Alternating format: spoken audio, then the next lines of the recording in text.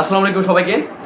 তো আজকের ভিডিওটা বানাচ্ছি আগে বলে নিই যে যারা বাংলাদেশে জন্মগ্রহণ করেও ভারতপন্থী যারা আছেন, আজকের ভিডিওটা তাদের জন্য। যারা ভারত ভারত করেন যে ভারত আমাদের প্রতিবেশী, ভারত আমাদের বন্ধু, আজকের ভিডিওটা তাদের জন্য।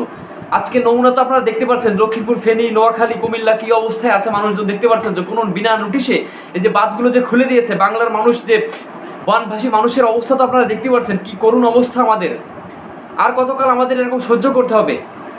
আমি একটা ফেসবুকে পোস্ট দিয়েছিলাম যে আমরা কি পারি না এরকম ফারাক্কার আগে আমাদের একটা নিজেদের একটা বাঁধ তৈরি করতে, যে প্রতি সময় ভারত যখন বর্ষার মৌসুম আসবে তাদের বাঁধ খুলে দেবে আর বাংলার মানুষগুলো পানিতে ডুবে মারা যাবে, এরকম অসহায় অবস্থা তৈরি হবে। আর যখন গ্রীষ্মের প্রয়োজনে, প্রখর রোদে আমাদের পানির প্রয়োজন, তখন ভারত পানি দিবে না, অর্থাৎ তাদের মর্জি, মন মর্জি আমাদের পুতুল ভেবে বসে আছে, আমাদেরকে পুতুল বানিয়ে রেখেছে, আর আমরা বাঙালিরা বসে বসে আঙুল চুষতেছি। এরকম একটা ফেসবুকে পোস্ট করেছিলাম যে আমাদের কি সম্ভব, আমরা কি ফারাক্কা বাঁধ তৈরি করতে পারি? তো সেই পোস্টে প্রায় ভারতীয়রা, মানে 2 লক্ষ ভারতীয় মনে করেন এই পোস্টে রিচ হয়েছে, এবং প্রত্যেকে এত বাজে বাজে কমেন্ট করেছে। আমি সেই পোস্টের লিঙ্ক আমি ভিডিওর কমেন্ট বক্সে দিয়েছি, আপনারা জাস্ট সেই পোস্টার লিঙ্কে যে কমেন্টগুলো পড়ে দেখবেন যে তারা আমাদের কী মনে করে। আমাদের এমন এমন বলছে, আমি যদি আপনারা স্ক্রিনে দেখতে পাচ্ছেন, আমি একটু তুলে ধরছি, যে তারা বলতেছে যে আমরা গরিব রাষ্ট্র, মূর্খ রাষ্ট্র, আমরা চতুর্থ শ্রেণীর মানুষ, আমাদের কোনো যোগ্যতা আছে, তারা 150 কোটি যদি লোক ফারাক্কার উপরে দাঁড়িয়ে প্রস্তাব করে দেয় তাহলে নাকি আমরা ভেসে যাব।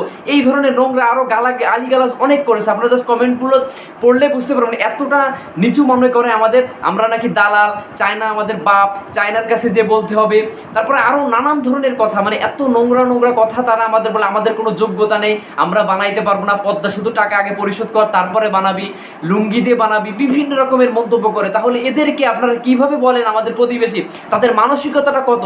আমরা আজ পর্যন্ত কখনো ভারত নিয়ে কথা বলেছি? আমরা নিজেদের দেশ নিয়ে চিন্তা করি, নিজেদের কীভাবে ভালো হবে সেটা নিয়ে চিন্তা করি। আমরা তো বাইরের দেশ নিয়ে মাথা ঘামাই না, কিন্তু ভারতরা সবসময় দেখবেন আমাদের নিয়ে কথা বলে, আমাদের নিয়ে মাথা ঘামায়, এবং আমাদেরকে তুচ্ছ তাচ্ছিল্য করে, মনে করে তাদের সাহায্য ছাড়া আমরা চলতে পারি না, তাদের সব কিছুই। কিন্তু আমাদের দেশের থেকে তারা গ্যাস নিচ্ছে, তাদের সব প্রোডাক্ট আমরা কেন এখনও ব্যবহার করতেছি? আমার কথা হচ্ছে, আমাদের দেশে এখনও তাদের টিভি চ্যানেলগুলো কেন চলতেছে, তাদের চ্যানেলগুলো কেন বন্ধ করে দেওয়া হচ্ছে না? বাংলাদেশের প্রত্যেকটা দোকানে, কসমেটিকের দোকানে যদি যায়, সব ইন্ডিয়ান প্রোডাক্ট। কোনো ছেলে মেয়ে, বিশেষ করে মেয়েরা প্রোডাক্ট কিনতে গেলে একই প্রোডাক্ট বাংলাদেশিটা নিবে না, ইন্ডিয়ারটা নিবে। এতটা মস্তিষ্কে, আমাদের মন মস্তিষ্কে অ্যাডগুলো প্রচার করে আমাদের মেয়েদের ভিতরে মনে মানে এমনভাবে গেঁথে গেছে যে ইন্ডিয়ান প্রোডাক্ট সেটা তারা ব্যবহার করবে না। বাংলাদেশে প্রায় 90% দোকানে ইন্ডিয়ান প্রোডাক্ট। কেন? একটা মাসের জন্য আমরা চাইলে বন্ধ করতে পারেন। আপনারা সকলে ইন্ডিয়ান সকল প্রোডাক্ট বন্ধ করুন, বয়কট করে দিন। প্রতিটা ক্ষেত্রে টিভি চ্যানেলগুলো বাংলাদেশ থেকে একেবারে বয়কট করে দিন। ইন্ডিয়ান কোনো চ্যানেল বাংলাদেশে চলবে না, ইন্ডিয়ান কোনো প্রোডাক্ট আমরা ব্যবহার করবো না। তাহলে দেখবেন ইন্ডিয়া আসলে বুঝবে যে না, বাংলাদেশ সচেতন হয়েছে, সোচ্চার হয়েছে, আমরাও পারি, আমরা নিজেরা দেখিয়ে দিব। আমরা আর কতকাল ভারতের মুখাপেক্ষী হয়ে বসে থাকবো যে ভারত পানি ছেড়ে দিবে আর আমরা ডুবে মারা যাবো? বিভিন্ন সেলিব্রিটিরা ফেসবুকে এসে লাইভ মানে টাকা কালেক্ট করবে, বিকাশে টাকা পাঠানো, নগদে টাকা পাঠানো, সেগুলো সাহায্য করবে। এভাবে আর কতকাল? আমাদেরও উচিত এখন কোনো একটা ব্যবস্থা নেওয়া, স্থায়ী একটা ব্যবস্থা করা, যার মাধ্যমে আমরা কিন্তু এর থেকে পরিত্রাণ পাই। সো ভারতপন্থী যে সকল বাংলাদেশি আছেন, যারা ভারত করেন, এই দেশের মাটিতে জন্মগ্রহণ করে, এই দেশের আলো বাতাস ব্যবহার করে, এই দেশের প্রতি যাদের ন্যূনতম শ্রদ্ধাবোধ, একটু দেশপ্রেম বুকের ভিতরে যাদের নাই, তাদের কথা আমার সত্যি তাদের জন্য লজ্জা হয়, তাদের জন্য মানে মন থেকে ঘৃণা আসে যে আপনারা কেমন বাংলাদেশি, যে বাংলাদেশে বসবাস করে ভারত করেন। এই ভারতবাসীর কমেন্টগুলো আপনারা পড়ে দেখেন, তারা আমাদের কোন চোখে দেখে, কেমন নিম্ন মানুষ আমাদের মনে করে, ছোট লোক, গরিব, আমাদের দ্বারা সম্ভব না, তারা 150 কোটি লোক প্রস্তাব করে আমাদের ভাসিয়ে দেবে, ফারাক্কার বাঁধ খোলা লাগবে না, এতটা নোংরা মানে কথাবার্তা তারা আমাদের বলে। তাদেরকে আমরা কেন সাপোর্ট করব? তাদের প্রোডাক্ট কেন ব্যবহার করব? তাদের টিভি চ্যানেল বাংলাদেশে কেন চলবে? তাদেরকে আমরা গ্যাস কেন দেবো? প্রতিটা ক্ষেত্রে কেন তাদের আমরা সাহায্য করব? তাদের থেকে আমরা কোনো প্রোডাক্ট না নিয়ে আমরা নিজেরাই স্বাবলম্বী হব। এটাই আপনাদের কাছে আকুল আবেদন। আর যারা বন্যার্ত আছেন, বন্যার্তদের সাহায্য করুন, যার স্থান থেকে প্রত্যেকে চেষ্টা করুন সাহায্য করার।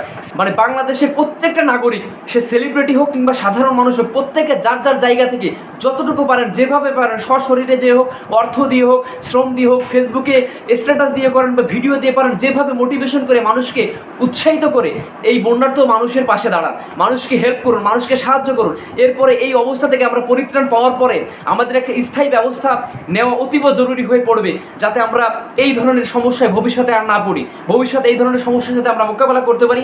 সেজন্য আমাদের সকলকে এক হয়ে, পুরো বাংলাদেশিকে এক হয়ে আমাদের দেশের চিন্তা করে আমাদের কাজ করে যেতে হবে। তো আসুন আমরা সকল দেশবাসী এক হই, আওয়াজ উঠাই, ভারত হটাও, বাংলাদেশ বাঁচাও।